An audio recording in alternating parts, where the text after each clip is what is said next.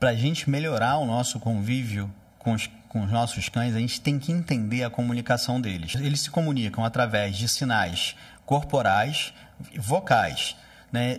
E muitas vezes a gente tem uma grande dificuldade de entender isso pela diferença entre as duas espécies. Então nós, né, segundo as teorias, descendemos de primatas. E você está vendo que o tempo todo eu estou aqui falando com vocês e eu mexo o braço, eu falo, né? E quando eu faço isso em palestra também, porque isso me deixa mais confortável. Né? E quando muitas vezes, quando um primata está falando sério, ele bate no chão, ele bate no peito, ele se movimenta muito. Quando um canídeo está falando sério, ele fica rígido e ele se inclina um pouco para frente. Essas diferenças de comunicação geram alguns problemas na interação entre essas duas espécies. A gente agora vai falar de características dos canídeos que a gente vai melhorar a nossa leitura da comunicação deles e vai possibilitar que a gente se comunique de maneira mais eficaz com eles. Para todos os canídeos, o faro é uma parte muito importante. Então, eles acabam se cumprimentando e se conhecendo, cheirando uns aos outros e até as partes íntimas. Então, quando ele vai ali e cheira um cachorro, e ele vai na parte íntima do cachorro e ele cheira, ele vai lá e vai sentir o cheiro do xixi desse cachorro. E ele pode, muito bem, sentindo aquele cheiro, falar: esse cheiro estava lá atrás, naquele poste que eu cheirei. Então, esse cachorro ele passa por aqui marcando o território. E ele vai montando todo o mapa de identificação. Existe um documentário da BBC que mostra isso muito bem. É como se ele fizesse ali aquela cheiradinha e ele já soubesse quem passou por ali. Vem na cabeça dele quem são os indivíduos que estão naquele espaço, naquela área. Esse ritual de comunicação é importantíssimo para eles e muitas vezes a gente interrompe, a gente não deixa que eles interajam de maneira natural. Porque para a gente não é natural. Seria muito esquisito eu cumprimentar as pessoas indo lá cheirar as partes íntimas delas. Então, para a gente, como é muito diferente da nossa forma de comunicação, a gente acaba, não deixa, ai que nojo, não pode, olha que coisa feia. Mas para eles isso é parte natural de um ritual de comunicação deles. Outra coisa é um conjunto de posturas corporais que os canídeos assumem para poder ter uma comunicação eficiente. Essas posturas corporais, cada uma delas quer transmitir um tipo de mensagem. E muitas vezes a gente se equivoca. A gente fala assim, o cachorro arrepiado ele está agressivo. Então, por exemplo, nessa imagem aqui a gente tem um cachorro com o dorso arrepiado, mas aqui ele está arrepiado por insegurança. E aqui ele está arrepiado com uma outra postura, mostrando mais dominância. Então, essas formas de comunicação e as diferenças entre elas são importantes que a gente entenda para a gente saber como abordar, como interagir e o que fazer em cada uma dessas situações. Não dá para a gente trabalhar um cão arrepiado da mesma maneira se a origem do comportamento é diferente. Entender essa forma de comunicação, entender a linguagem dos canídeos é fundamental para que a gente tenha uma comunicação eficaz e saiba o que fazer e que método usar para corrigir um determinado comportamento ou modificar determinado comportamento, que nem sempre é corrigir, é só direcionar para um outro comportamento que é o comportamento desejado naquele momento. Ainda falando, dessas questões específicas dos canídeos, a gente tem que lembrar que a percepção deles é diferente da nossa. Eles têm uma membrana no fundo dos olhos que reaproveita a luz. Por isso que quando um farol bate, o olho brilha. Quando a gente vai tirar a foto de um cachorro, ele sempre está lá com o olho brilhando, ou de um gato, de um felino, até mais. A gente tem o que é colocado na estrada que chama olho de gato, que é por conta dessas membranas que esses animais têm no fundo dos olhos que reaproveitam a luz.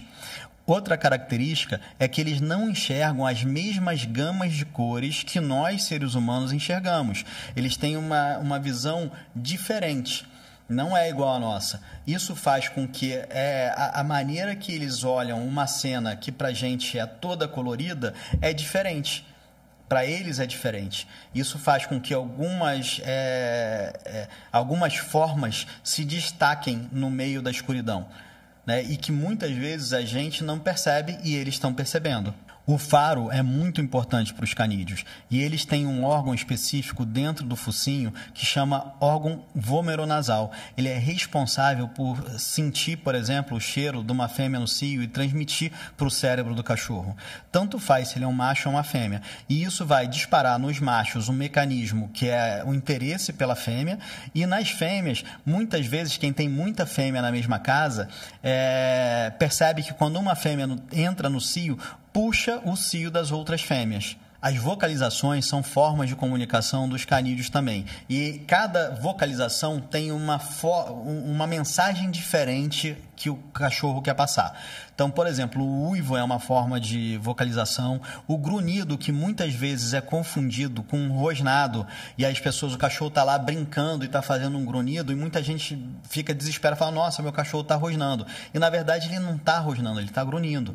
Então, essas pequenas diferenças, entender essas formas de comunicação é fundamental para que a gente possa receber a mensagem que o cachorro está passando de maneira correta e não confundir. Às vezes você está dando uma correção, uma bronca num cachorro que não estava rosnando para você, ele estava brincando. E da mesma forma, você não pode confundir um rosnado com uma brincadeira e se colocar em risco, acabar tomando uma mordida porque não entendeu a mensagem que o cachorro está passando. A audição dos canídeos é muito melhor do que a nossa. Por isso, eles conseguem ouvir sons que estão muito mais longe, numa frequência que muitas vezes nós não escutamos. Isso faz com que a gente possa usar, por exemplo, aparelhos de ultrassom para corrigir determinados comportamentos.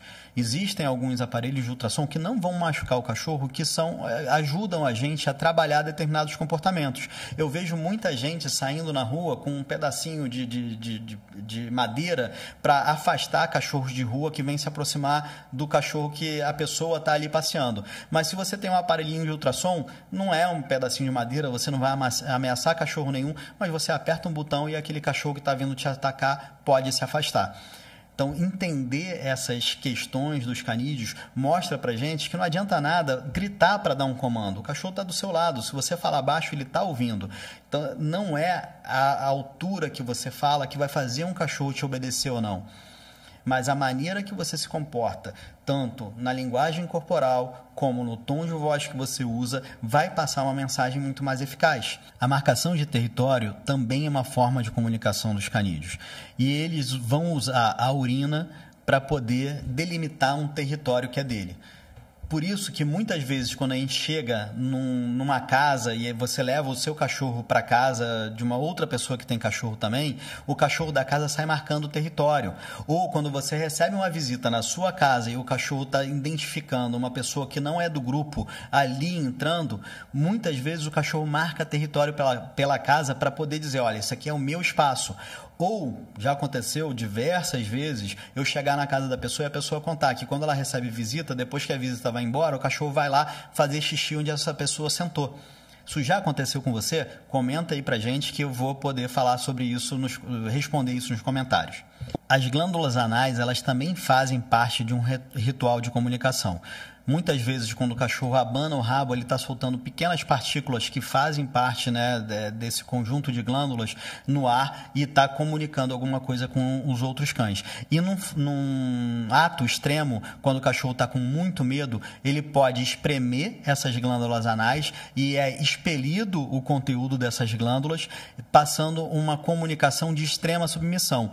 Esse comportamento, muitas vezes, pode cortar o ataque de um outro cachorro, porque a comunicação está dizendo que ele está totalmente rendido, ele está extremamente submisso naquela situação.